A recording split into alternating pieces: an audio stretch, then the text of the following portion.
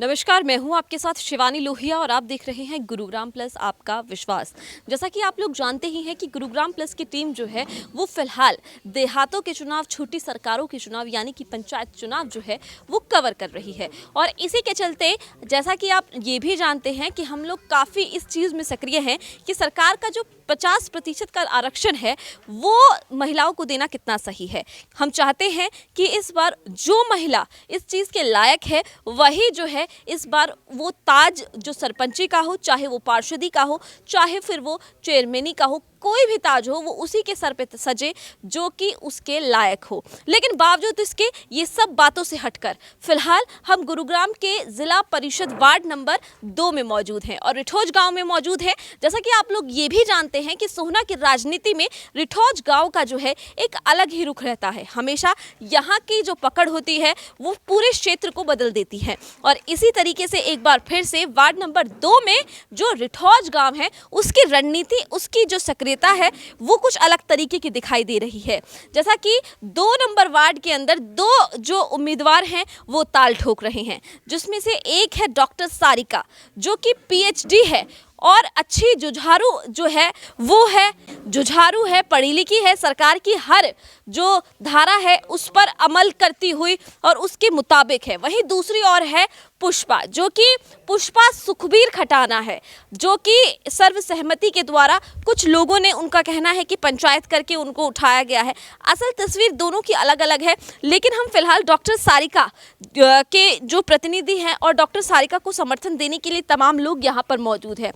रणनीतियों पर बात करेंगे। ये रिठौज गांव आखिर चाहता क्या है, क्यों हमेशा कुछ ऐसा करता है कि जो पूरा चुनाव है उसका पूरा का पूरा जो सेंटर है यानी कि जो पूरा का पूरा केंद्र है वो रिठौज बन जाता है। ऐसा क्या है, क्योंकि 12 गांव इसमें आते हैं लेकिन रिठौज ने मानो नाक में दम करके रखा हुआ है। अब जानते हैं कि ऐसा क्यों है। रिठौज ने मतलब हर चुनाव में ऐसा क्या होता है जो रिठौज नाक में दम कर देता है?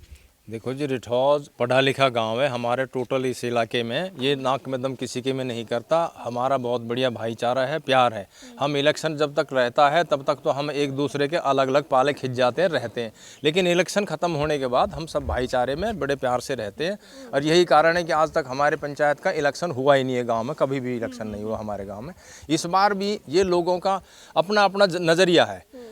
हम ये चाहते हैं, अब जो हमारी जो वर्तमान जो सबसे पहले तो मैं अपनी जो सरकार है प्रदेश की उसको ये धन्यवाद करना चाहता हूँ कि उन्हें 50% महिलाओं को आरक्षण दिया है। उस आरक्षण को देखते हुए हमने भी ये बहुत बढ़िया हुआ। 2 नंबर वार्ड हमारा महिला रिजर्व हो गया और उसमें डॉक्टर सारिका को हमने उतारा है मैदान में कि पढ़े लिखे बच्चे अगर जाएंगे तो हमारी बात को, हमारे समाज की समस्या को ठीक तरीके से रखेंगे अफसरों के सामने, प्रशासन के सामने।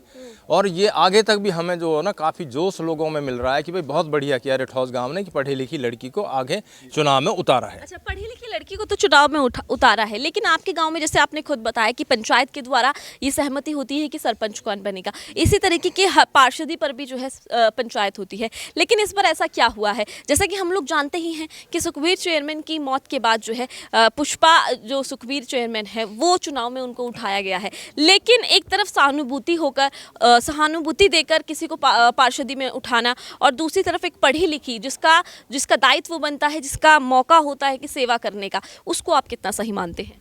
देखिए, सहानुभूति की बात तो ये है कि इसमें हम सुखबीर हमारा खुद बढ़िया था। सुखबीर से मेरी भी बहुत अच्छी थी, हम भी उससे प्यार करते थे। हाँ, तो आज ज़माना ये है कि सबको अधिकार है, सबको लड़ना चाहिए।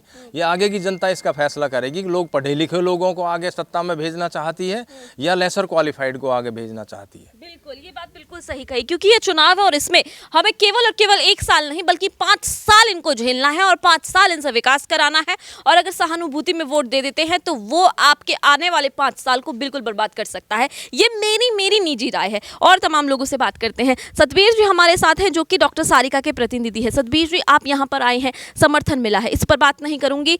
आपके जो विपक्ष में बैठी है, आप ही के गाँव की है, उस पर कहूंगी, क्या कहेंगे? शिवानी जी, जो आप सहानुभूति की बात करो वो लगभग कुछ हद तक ठीक है और पंचायत में भी सहानुभूति थी, लेकिन इन लोगों ने सहानुभूति का दुरुपयोग करते हुए उस पंचायत के फैसले को निरस्त कर दिया। फिर एक कमेटी बनाई गई, उस कमेटी के फैसले को निरस्त कर दिया। और मैं आपसे कई बार कह चुका हूँ, इन लोगों की सोच सुखबीर की घरवाली पुष्पा को बनाने की नहीं है। वो नहीं चाहते वो भी बने और वो नहीं चाहते हम भी बने। और उन्हीं की सोच 50 साल से काम करती आ रही है कि इस गांव से रिठौर से आज से बाहर कुछ जिला पार्षद एमएलए कुछ भी नहीं बना नहीं है। ये लोग अपनी उस सोच पर कायम है और भगवान ने चाहे सबका आशीर्वाद रहा। ये तो झूठ बोल के कह रहे समर्थन दे दिया। हम आज कहते हैं आज रिठौर गांव में हमारे जो सबसे बड़े दादा उनका समर्थन मिला हमको और आप देखोगे डे बाई डे सब दादाओं का हमको समर्थन मिलेगा। हम इस समर्थन को एक दादा का समर्थन बोल रहे हैं, ना कि सारे रिठौर का समर्थन है। इस तरह की अफवाहें जैसे वो फैला रहे हैं, कल कुछ चंद लोगों को जो उनके निजी लोग थे उनको इकट्ठा करके और पूरे गांव का समर्थन दिखा दिया।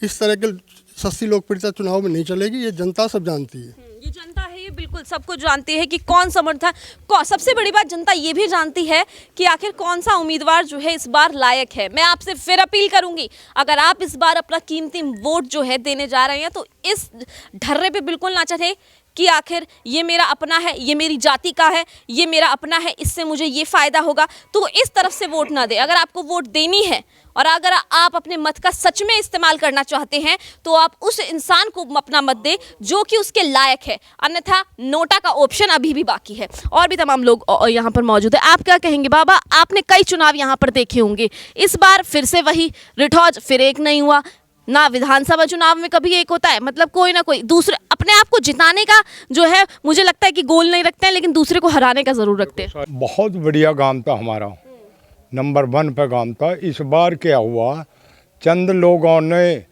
इस गांव को नाश पर ला के बैठा दिए, झगड़े करना वो करना एक दूसरे को आपस में। बाकी देखो हमारे लिए तो वो दोनों बेटी बराबर है, एक पढ़ी लिखी बेटी है, एक कम पढ़ी लिखी बेटी है। उससे हमें कोई इस बात को वो नहीं है कि भाई क्यों है। रहा सवाल ये कि जब ये खड़े हो गए तो हमने इनसे पूछा चेयरमैन से, तो इन्होंने कहा हम खड़े हैं, मत खड़े हो तो हम तुम्हें समर्थन दे रहे हैं। बिल्कुल उनको समर्थन जो है वो मिल चुका है। शैलेश जी हमारे साथ है, काफ़ी एक्टिव हैं ये भी जो है राजनीति में। आपसे बात करूंगी शैलेश जी, सबसे बड़ी बात यही है कि ऐसे तो चुनाव नहीं जीत पाएंगे, ना आप जीत पाएंगे ना पुष्पा जीत पाएगी, ठीक है?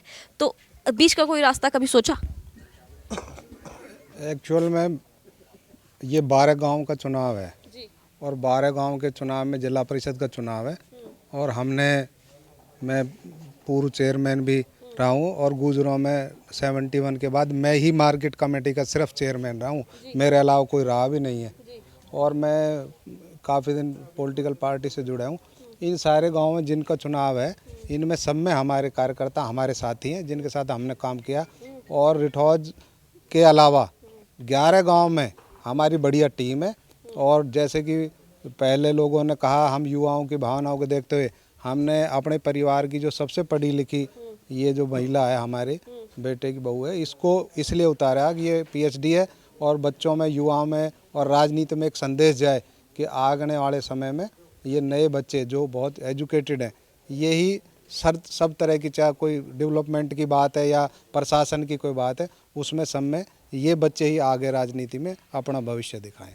यही बच्चे जो हैं अपना भविष्य दें, वो इसलिए ऐसा कह रहे हैं क्योंकि सरकार कहती है कि 50% जो आरक्षण है वो इसलिए दिया जा रहा है कि ताकि महिलाएं जो हैं वो आगे आ सके, ताकि महिलाएं जो हैं वो खुद आगे आकर अपना हक मांग सके। और इसी की कोशिश के तहत सरकार ने 50% का जो आरक्षण है वो इस पंचायत चुनाव में जो है वो दिया है। लेकिन बावजूद इसके कई ऐसी तस्वीरें आ रही हैं जो कि निराशाजनक जो है वो होती जा रही हैं और कई ऐसे उम्मीदवार भी सामने आ रहे हैं जो कि अपनी पढ़ाई लिखाई का जो इस्तेमाल है वो चाहते हैं कि वो अपने क्षेत्र के विकास में करें। तो अब ये आपको सोचना है कि आपको सहानुभूति पर वोट देना है, आपको उस ढर्रे पर वोट देना है कि घर में जो सरपंच है, जो जिला पार्षद है वो आपका घर में बैठा है और जो उसका प्रधान है, जो चौधर है, जो पगड़ी है, वो कोई और उसका पति, उसका ससुर या फिर उसका बेटा लिए बैठा है। या फिर आपको चुनाव उस पर देना है जो कि आपके लायक है, जो समझता है या फिर जो समझती है कि यही जो विकास है मेरे क्षेत्र में बाकी है